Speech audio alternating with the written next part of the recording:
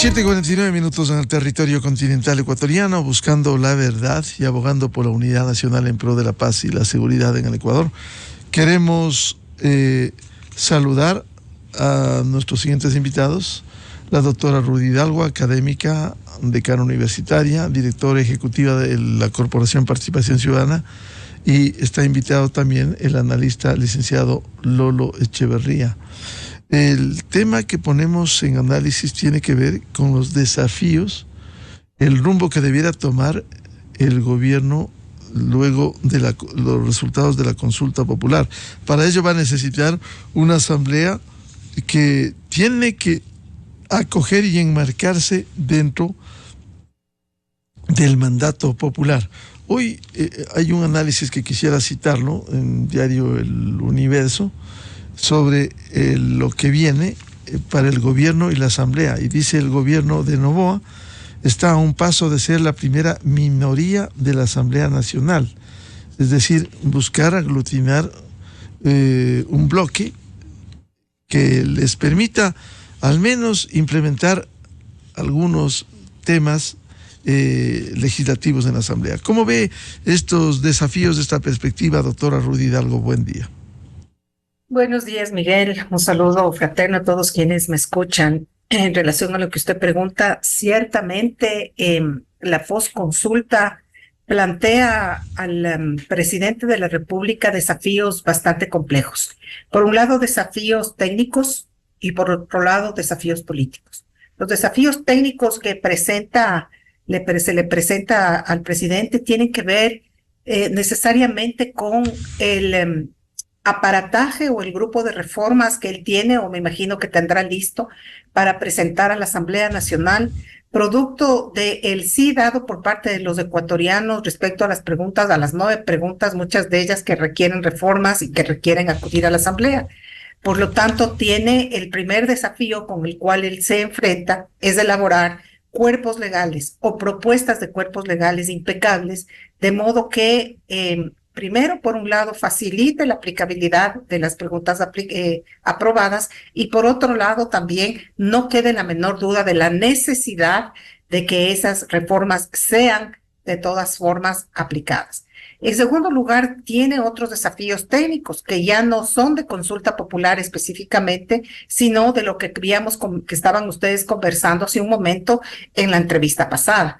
Seguimos con una crisis energética que no ha sido totalmente solucionada, y eso le imprime al presidente un desafío enorme y un reto que tiene que ver con quién va a poner a la cabeza de un ministerio tan complicado, pero sobre todo tan delicado en estos momentos de crisis energética. Y a ello, y según, digamos, en relación a ello, es importante decir también que ¿cuál es la expectativa de la ciudadanía? ¿Cuál es la expectativa respecto a los cambios en el gabinete? Y yo creo que la expectativa ciudadana va de la mano de querer personas con experiencia y sobre todo personas que tengan el conocimiento suficientemente amplio para poder dar solución a estos problemas. Y hay otro tema técnico, a mi juicio, aparte que hay otros más, pero podemos seguir conversando más adelante, que me parece que es importante, y es que una vez que ha perdido la pregunta relacionada con el trabajo por horas, siendo que el trabajo por horas fue una de las propuestas y de los ofrecimientos de campaña, especialmente para el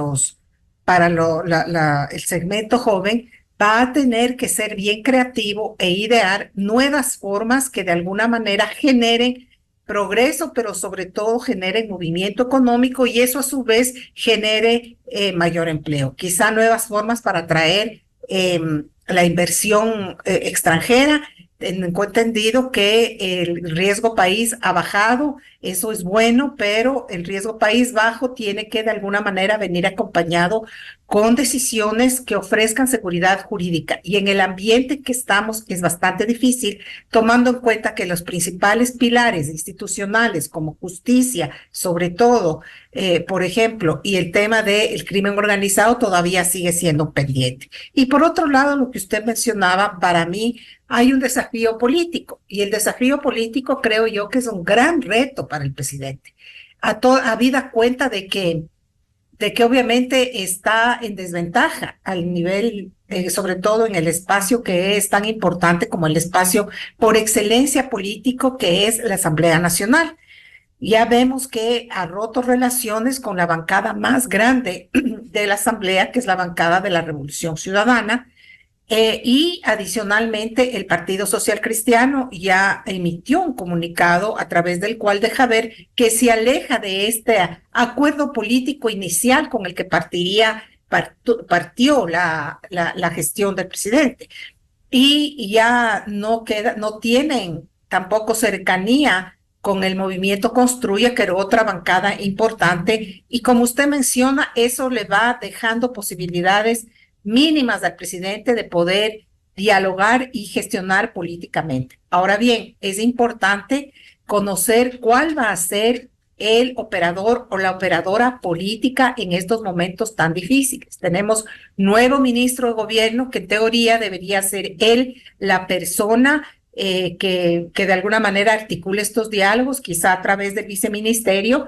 De todas maneras, es un escenario difícil, sobre todo porque muchas de esas cosas, como yo inicié diciendo, van a tener que ser aprobadas en la Asamblea, y cuando usted tiene una realidad como la que parecería ser a la que se está enfrentando el presidente, va a ser difícil. Ahora, entenderíamos que lo que le va a tocar es generar y promover esto conocido como las mayorías móviles, que no son otra cosa más que gestionar la aprobación de la ley por ley, y entrar a negociar iniciativa por iniciativa. Esto ya ha pasado en el Ecuador, sin embargo, es complicado, sobre todo por la situación, pienso yo, y repito, delicada en relación a falta de acuerdos en el seno de la Asamblea. Y por otro lado, no quiero dejar de mencionar algo que me parece que es importante y que ha estado circulando en el debate. Hay la duda de algunos expertos de que la Asamblea Nacional estaría por pensar quizá alejarse del mandato constitucional, el mandato del pueblo, el momento de la consulta, y poner nuevos temas o sacar nuevos temas o darle forma a los temas según el criterio de la Asamblea.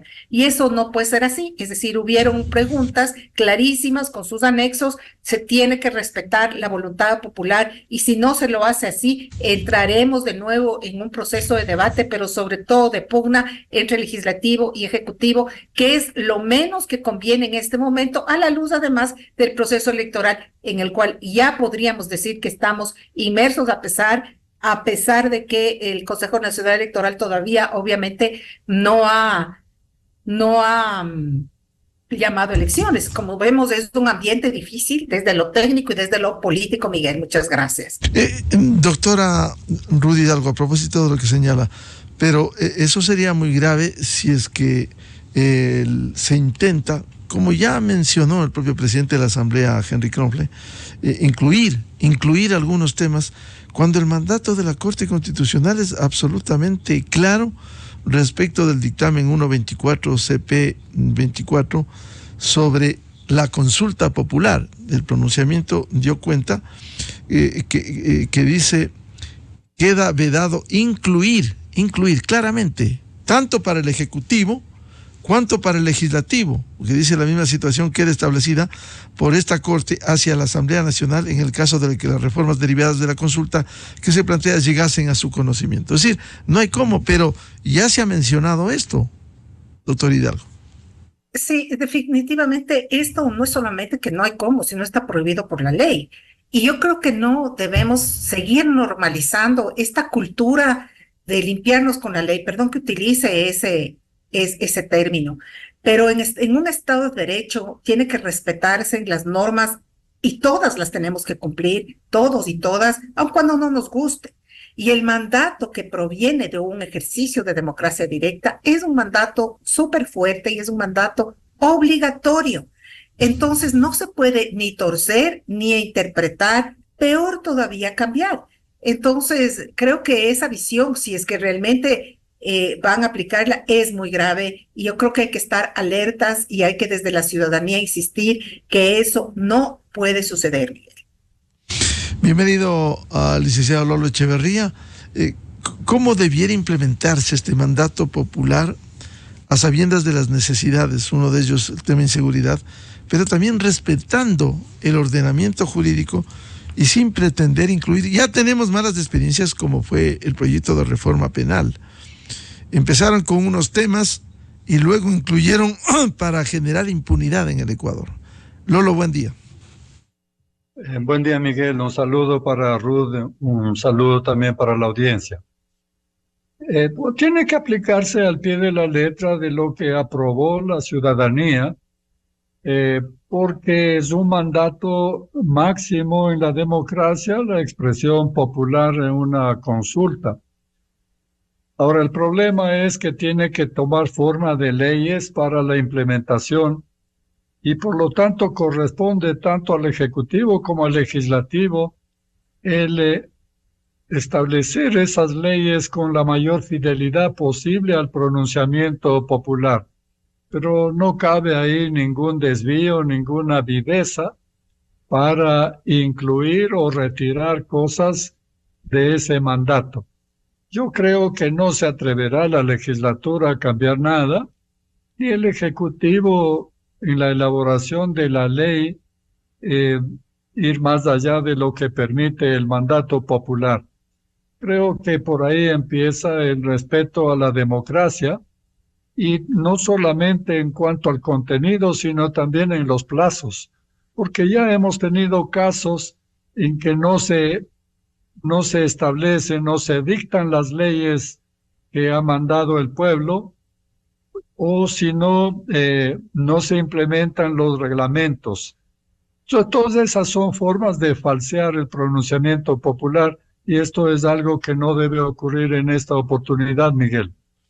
Y este tema del que hablábamos con la doctora Rudy Hidalgo, ¿cómo debiera enfrentar la realidad, la recomposición en la Asamblea Nacional, cuando hoy incluso, como publica Diario El Universo, se perfila el gobierno con una primera minoría en la Asamblea Nacional? ¿Cómo entender estas necesidades frente a lo que requiere el gobierno? Bueno, ahí sí lo que tenemos que analizar fundamentalmente es la conducta del gobierno, los objetivos que se ha planteado el gobierno y la práctica política. El gobierno ha pasado este primer periodo hasta llegar a la consulta popular con una aparente facilidad o victoria política. Y digo aparente porque la política es el buen gobierno en su conjunto, incluyendo la economía, el respeto a la voluntad popular, el mantenimiento de sus obligaciones y responsabilidades como la infraestructura. Pero aunque políticamente, en mi opinión, no es tanto, la victoria aparente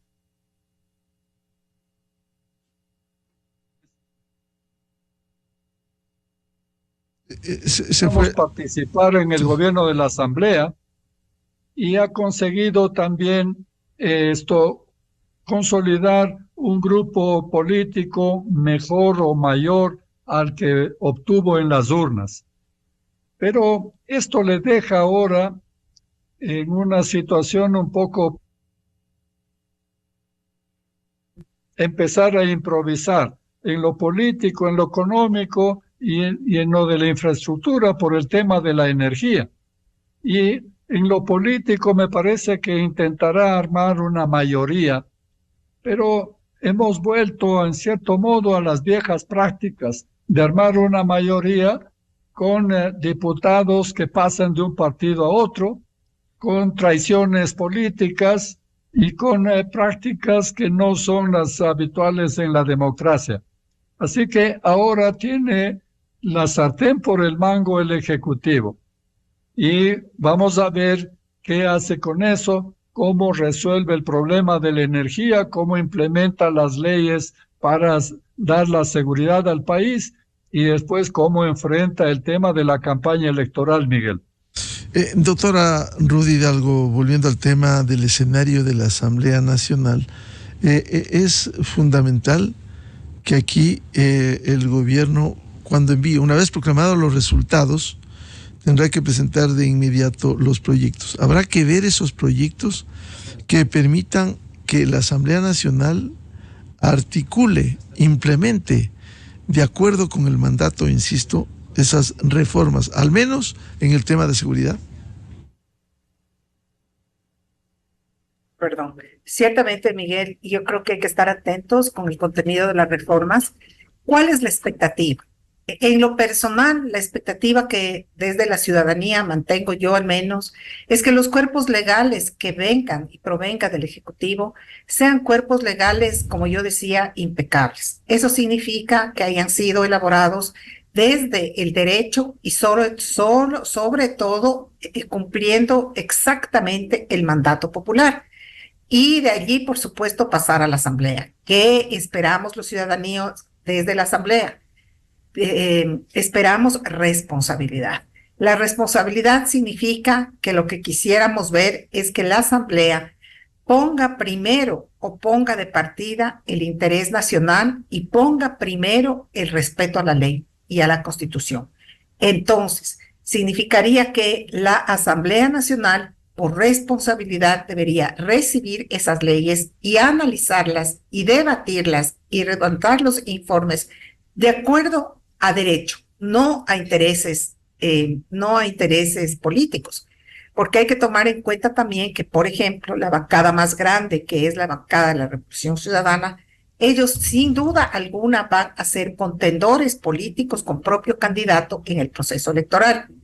Y eso podría de alguna manera significar que en el debate de las leyes o de las propuestas que el Ejecutivo vaya y envíe a la Asamblea, se deslegitimen o se traten de atacar por un interés absolutamente político. Y allí estaríamos en un problema, porque además son leyes que son urgentes.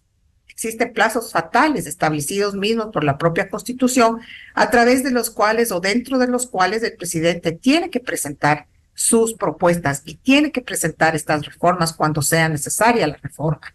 Pero también tenemos que entender que esas propuestas tienen que ver, la mayoría, con los temas de seguridad. Por eso seguramente es que la ciudadanía votó sí. Entonces eso va a ser necesario que la Asamblea actúe con responsabilidad y la dé trámite dentro del tiempo que se debe dar. Esto tendrá que hacerse con el respaldo de sectores que está aglutinando el gobierno, doctora Rudy Hidalgo. Cierto es que hay necesidad, pero también habrá la tarea de fiscalización, en la que se va a poner una prueba de fuego de juicios como el de la fiscal general. Ciertamente, yo creo que la opinión pública va a tener y sociedad civil, la academia va a tener que jugar un rol importante, porque la misma advertencia que se debe hacer o que se hace a la Asamblea respecto de no distraer o no torcer el mandato popular, lo mismo le tiene que aplicar a la gestión del presidente. Es decir, la ciudadanía tiene que motivar un debate, ojalá hayan suficientes espacios de debate para ir conociendo y analizando el contenido de las propuestas que el presidente envíe, pero ciertamente la expectativa más importante es que sean buenos proyectos de ley y que se ciñan estrictamente a lo que el pueblo quiere y el pueblo aprobó, Miguel. Lolo Echeverría, estos desafíos en la Asamblea Nacional pasan no solo por los temas de la consulta popular, que por cierto serán una prioridad una vez que se proclamen los resultados.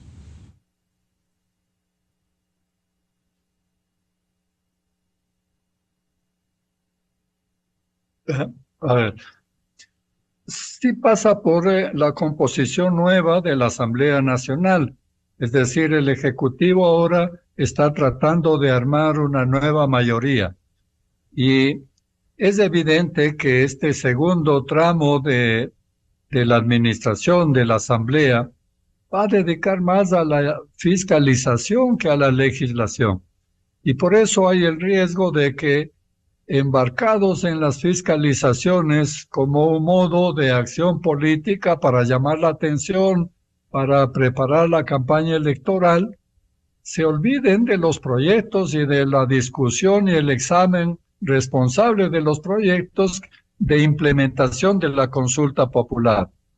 Pero ahí tiene el Ejecutivo la posibilidad de agitar también la opinión pública para que presione a la Asamblea en la aprobación de esos proyectos, porque casi todos los proyectos tendrán que ver con la seguridad, y la seguridad es el tema prioritario de los ecuatorianos.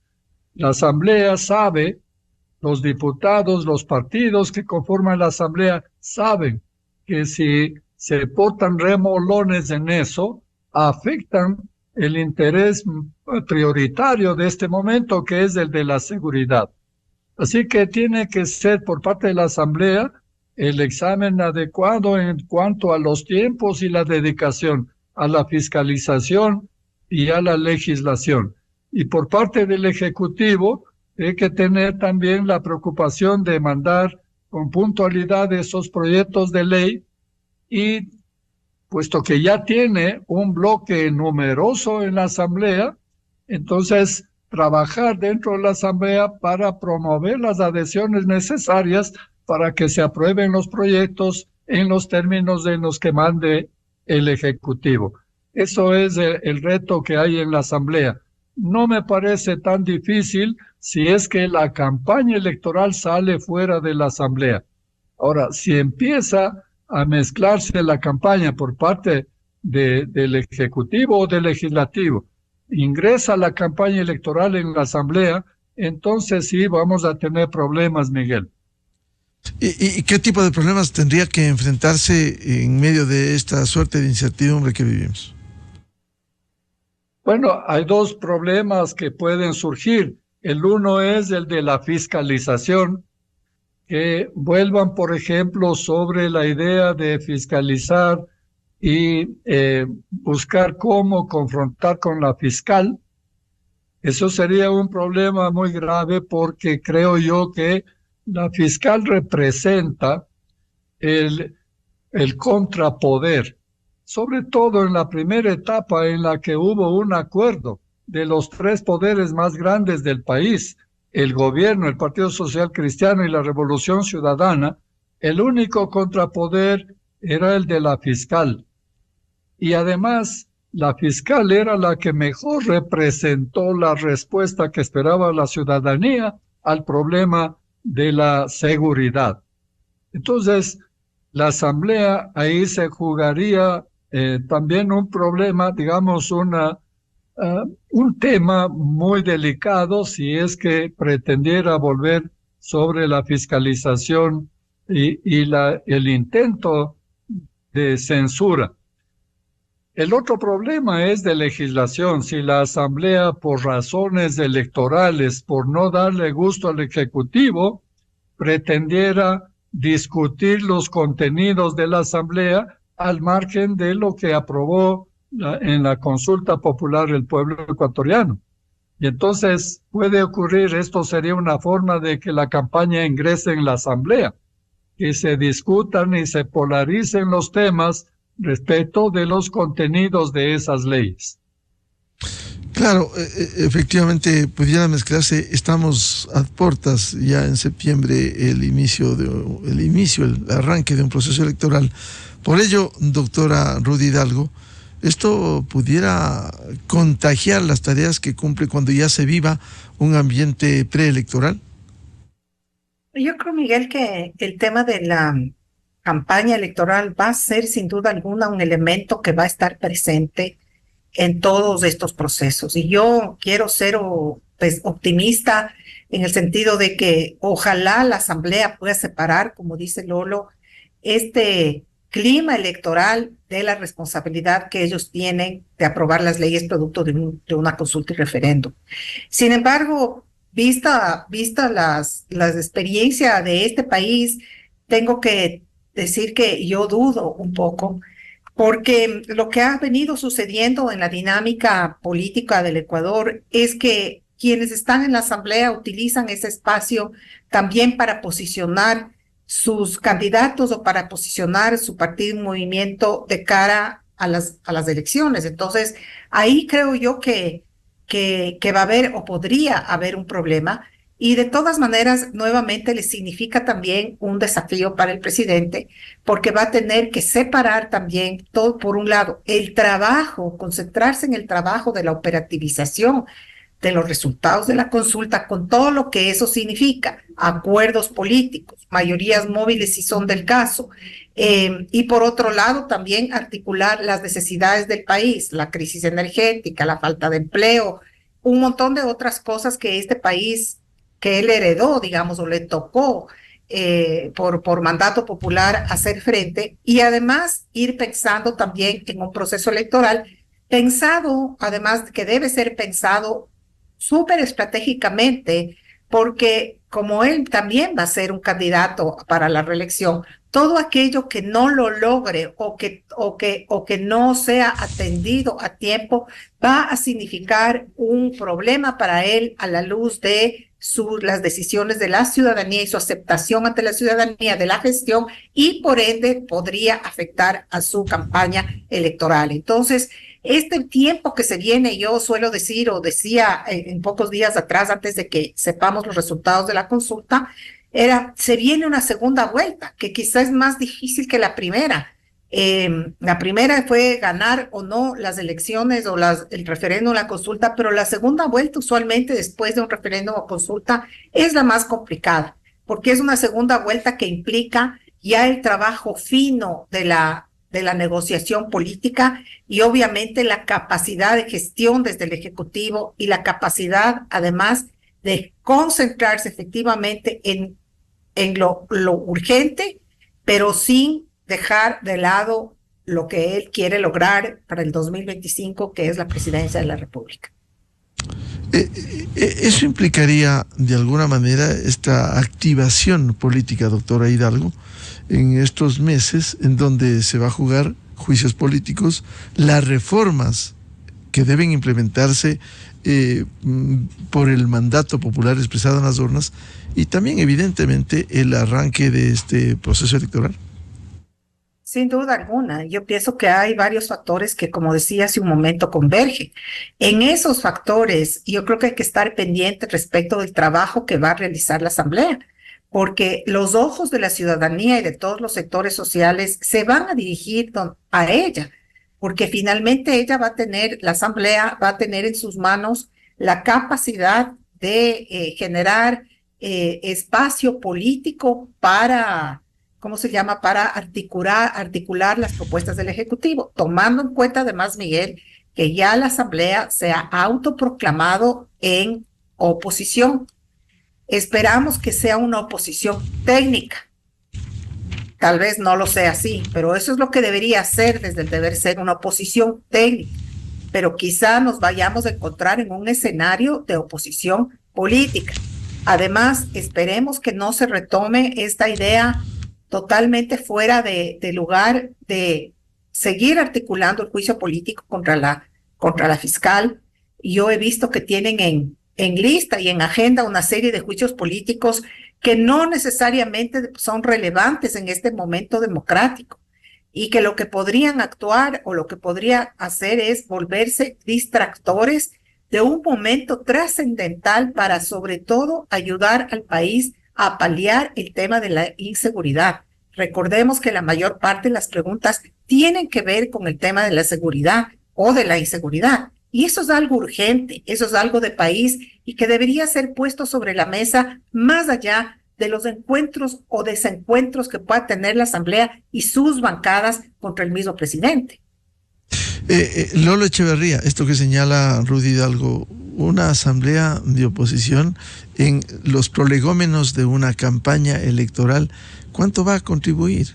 Tienen derecho a la legislación, mandato constitucional para la fiscalización, pero otra cosa es buscar esos andariveles políticos, esos espacios para cada una de esas organizaciones.